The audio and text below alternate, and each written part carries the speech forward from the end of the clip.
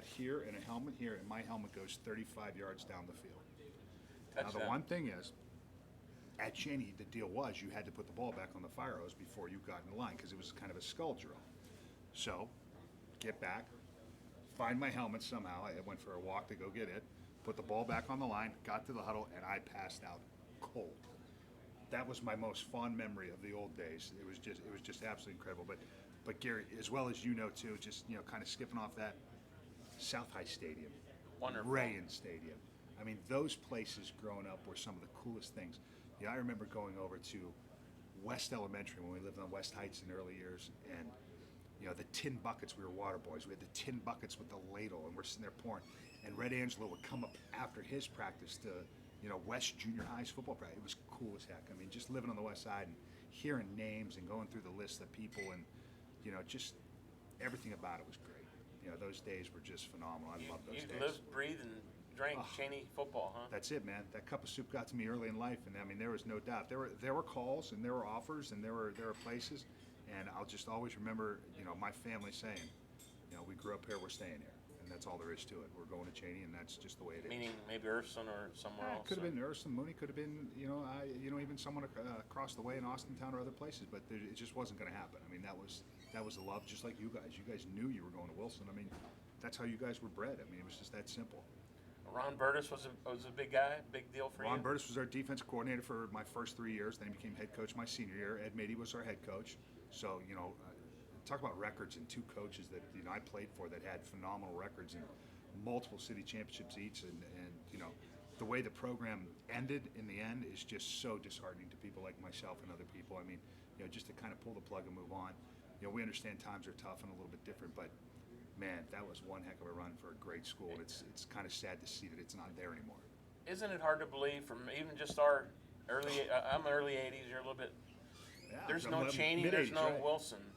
No Cheney, no Wilson, no South, no Rayen. But Cheney even though, Exactly. isn't That's the thing. sacrilegious That's almost. the thing. I mean, you and I missed out on playing North, but we got to play all Yeah. the rest of them. South, and it's just, and even East is not East. The Golden Bears were the guys that we played. Yeah. We remember those guys and those names and those hard hitters from the days, and now it's the Panthers, and we got to see them a couple weeks ago. I'll tell you what. Yeah.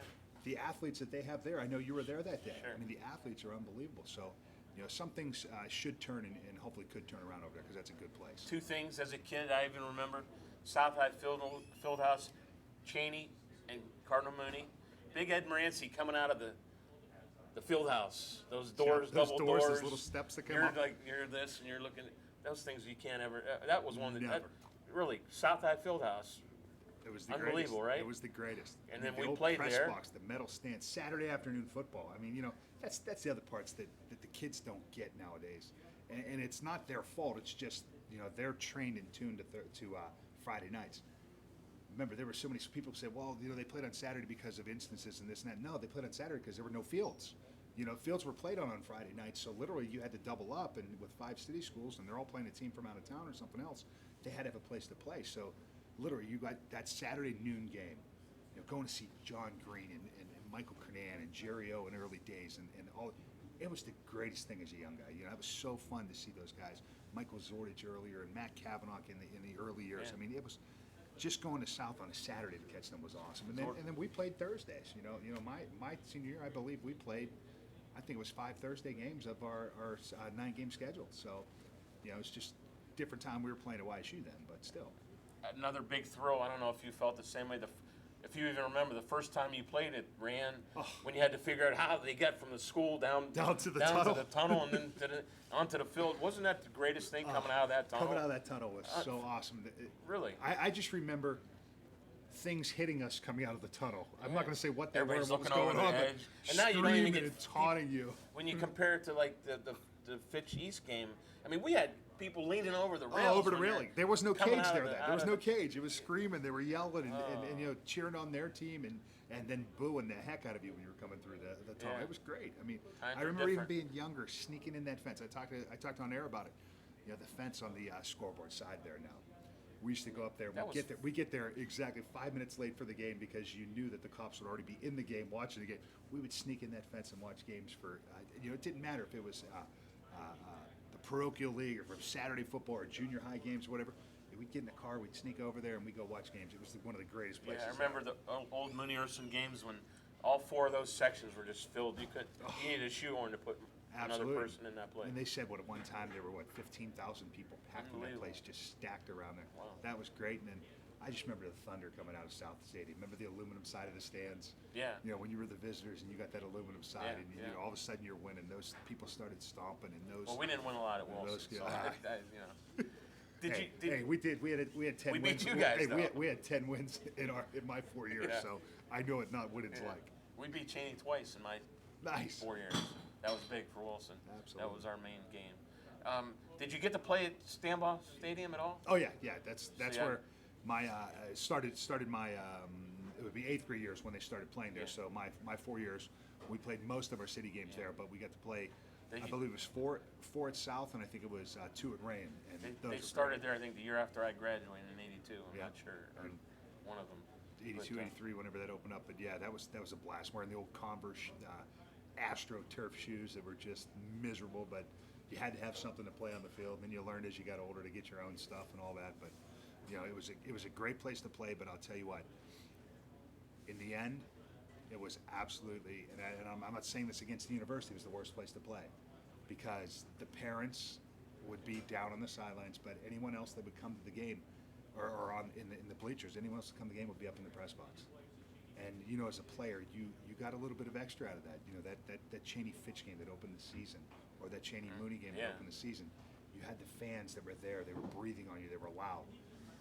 It lost everything at YSU for a while because those people went up. They decided to have their pizza and their beverages and hang out up in the press box. And I get it. When it's whatever it is, 50 degrees and pouring down rain, you don't want to be sitting in the stands. You had fans, but the fans showed 400 in the stands, and literally there was probably 2,000 up in the press box. So, it was a nice place to play, fun place to play, good atmosphere to give it a shot. But right now these guys playing at the other stadiums, I think it's a great deal. State of the Union football in the Valley. I think we're in a good situation. Might be a little bit down this year. Last year I think we hit our high water mark. What was it, 17, 18 teams, something like that. This year will probably be down a little bit, but man, I'll tell you what, I've seen some hitting.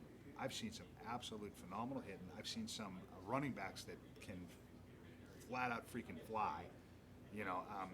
Not to mention a bunch of names, but I mean, I watched the Combs kid from over at South Range the other day. I mean, you want to talk about jets? That kid's got better jets than anyone I've seen in the area. And people are on these other big Division I, Division II guys saying how fast they are.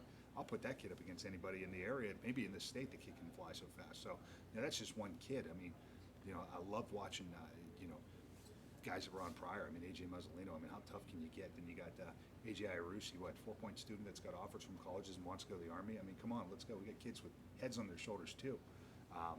Love the running back over at Howland right now, number 5. Can't think of it. Tyreek Ellis. Yeah, Tyreek Ellis. I mean, there you go. There's a kid that's got it. Watched him against Poland the first half, and it was like, okay, you could see where he has some stuff. Man, second half, he hit that one seam, and then he hit the 80-yard catch. Unbelievable. The kid can flat out play. So I mean, And I have to say, I enjoyed listening to you somewhere in maybe Tulsa, Oklahoma during that yes, time. yes, absolutely. I've That's heard the fun radio. part. I got to tell you, Garrett, those are the things that I live for. Is my guys texted in to say, hey, you might just be at an Akron-Hoban game, or you may be over at Campville while I'm at Poland. Gary gives a text during the game, and sure enough, 2 seconds later, he makes sure we mention it. Gary says, I do it to all my guys, all Yeah, my you friends, do. all my buddies. I make sure that they know, hey, we appreciate you listening, because in one end of it, radio's a dying art. With social media and with people being able to get games on their cell phones and being able to do everything else here, radio's a dying art. But the cool part is, people who have that cell phone like you are guys that are able to listen to our games when they're in Tulsa, Oklahoma, and other places. So, it's really neat. And Sean McEwen, I mean, there's a prime example. He was with us for 5 of the 6 years recently, and he's listened to us every week down in Boca Raton, Florida. So it's cool, really neat. Any playoff teams in the area from your Absolutely, absolutely. I think Warren Harding's one that can make a run. I think That's a given. I That's a think given. Struthers, hands down, is Struthers one is team's a got to make a given. run. The funny part is the lower levels that we really used to see all the teams in and all the groups. I mean, they're fighting right now at 3-3, 4-2. I mean, McDonald, Western Reserve are going in with a little bit tougher Let me years. what happened to South Range at Springfield? How about that? Springfield just steps up and they have a Were great you game. expecting that? No, not at No, all. Not at all. I was expecting South Range is another team. They're definitely a playoff. They're a run team this year. They're a team that can make a run deep in the playoffs. It's just a matter of, once again, competition early amongst local teams. I mean, really, when you get some of those games early, teams they get up for one another, they play one another. But yeah, I didn't expect that at all. Can Mooney get in? Yeah, absolutely. They're 4-1. Why can't they get in? Ursuline? They got a hard road. 3-3 what? maybe? At the beginning of the year, I said Ursuline needed 3 wins to get in. The unfortunate part is the 3 wins that they got right now are tough ones for them. I think they still need 2 more wins to get in. Because I believe they're what 4 or 6 points in the computer point rankings. So, they're in a situation where they need to get a quality win in there. I think a Mooney win. I think another big win in the area would really help them and bolster them to get them in. And I think those 2 teams getting in, well as anyone. They got a When chance. you're in 5 and 6 or They got a 4 and chance. 5, you got a chance. Struthers and Mooney, let me put you on the spot. Struthers and Mooney, Who wins that game? you know me. I think Struthers wins that game. Wow. I just think Struthers wins. I think this is their year. They literally have the guys that it takes. Why do I say that? Just seeing the way that line under Coach Iarussi moves. Their hips are all, first 3 steps are identical. I mean, those guys literally get off the ball well. And I think the Niles game was a fluke. I really do. I think that they're, and God bless Niles. They did a great job of coming to play and winning. But I think really, Struthers is a team to beat, hands down. They're one Canfield? of the Yes, no. best. Canfield's in. I think Canfield will be in. Howland? Howland, they need, I think, another win or 2, and they're in, and they got a good group. I think Poland, Poland went down a little bit, but at the same point in time, if Poland wins out, they're in. It's gonna be a rough Hubbard? over there. Yeah, what's Hubbard now? 5-1. Yeah. They're 5-1 going to week lost 6. to I think Hubbard's still in. Yeah, I think they're good. Once again, it gets to the lower levels where it gets jumbled. I mean, you're looking at the possibility of, Springfield, McDonald, Western Reserve. Can Western Reserve get in at this point? I don't know. I don't know. I mean, it's going to take big wins, and they're going 1 to and have to 3 win was a out. shock, They're going to have correct? to win. That's a huge shock. And 3 losses in a row, absolutely, that's a shock. I think Coach Begg. I think Coach Begg, as much as he get says Mogdorn is this year? smoke and mirrors, Can he that's going to be the tough part. Without Can't Coates, get out of the region. without Coates, it may be tough. Got to beat Mogador, Got to right? be everything goes through Mogador. I mean, I've seen it with McDonald. I've seen it with Western Reserve. I've seen it with them. It's Mogador. They're good. They're a machine.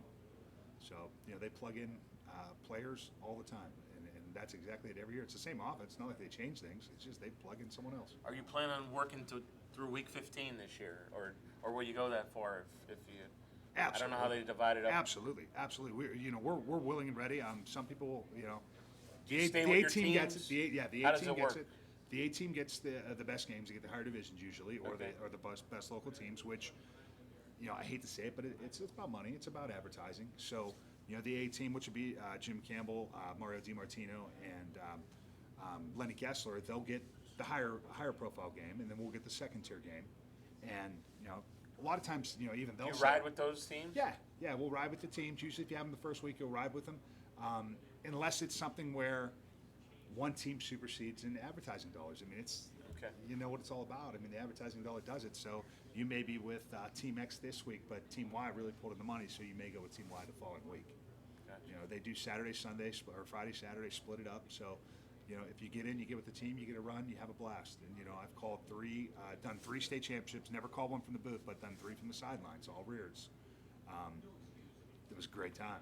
Lots of fun. Seeing you there at every one. That was back in the days when I was a little bit not as smart and wore shorts all the time. That quick story of Coach Kemp and I wearing You're a little shorts. bigger at that time. Yeah, absolutely, a lot bigger at that time. But I wore the shorts and I took those icy hot Thera patches and put them on my Yeah. thighs to make sure we were warm. But nowadays it's definitely pants, jackets, hoodies, and gloves. So good times. Well, it's good to always hear your voice when you're flicking through the channels, and Jim as well. You guys make a Right. great pair. A little bit of comedy in there every once in a Absolutely. while, maybe. Got to make it worth it. Got to make it worth it for them. But it's been exciting. I'm sure this season, and it's almost done, and hopefully we'll have a great ride. Really, we're halfway through the season when you think about it. Yep. Week 7. That's it. If we're going 15. That's how we think Yeah, about it. we're halfway through. But thanks for stopping by, Tyler. problem. Appreciate You it. got I know you got some stuff going on here, and Absolutely. thanks for taking some time, and hope you guys have a great rest of the season as well. Give my regards to Jim and Absolutely. Bob Gavalier as well. We'll do that. And that'll do it for here. We'll be back with more Yards After Contact from Kelly's Bar on Mahoney Avenue.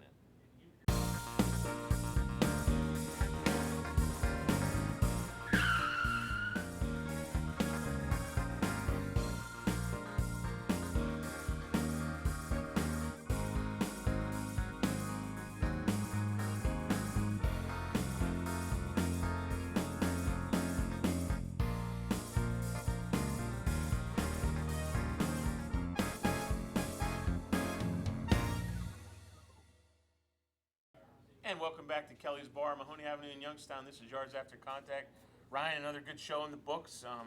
Enjoyed talking with the Struthers contingent. They got a lot going for them. Coach Kuntz is in a position that he's been waiting for, I'm sure, to have this opportunity. Your thoughts in general overall after hearing those guys tonight? Well, same thing we say every week. Great group of kids, respectful. But I mean, he's the first Struthers coach to stay in 20 years. It was a great week coming off a Poland victory. So I mean, excited for those guys. They're good coaches, good group of kids. I think that middle of the season they started that second half off the right way. And I mean, big things. He's an O-line guy, and they have they're strong up front. They got a really good quarterback, good tailback. So they can make some noise. I think they do. They would have a Mooney and hopefully maybe an Urson in the playoffs they got to contend with. But they one game at a time. They got another big rivalry, a couple of road games. But I'm excited to see a team like Hubbard play them in a couple weeks. Hubbard's just quietly. I want to see how good they are. You're going to see this week who could really, and for the rest of the year, who's really the real deal and who's not. What's your game this weekend? I'm decided? gonna go see Ursuline and Steubenville? Steubenville. Yeah, I mean, it's always a good game. I almost would like to travel around the state and cheer against Steubenville all the time. Even though I gotta respect Reno, and those guys play tough, but they've been a pain in my butt since I've been a sophomore in high school. So but I'm gonna go watch them play. I think another good one would be Boardman Harding. Would be a good game to see. But That's where I'm looking. I don't know, Boardman or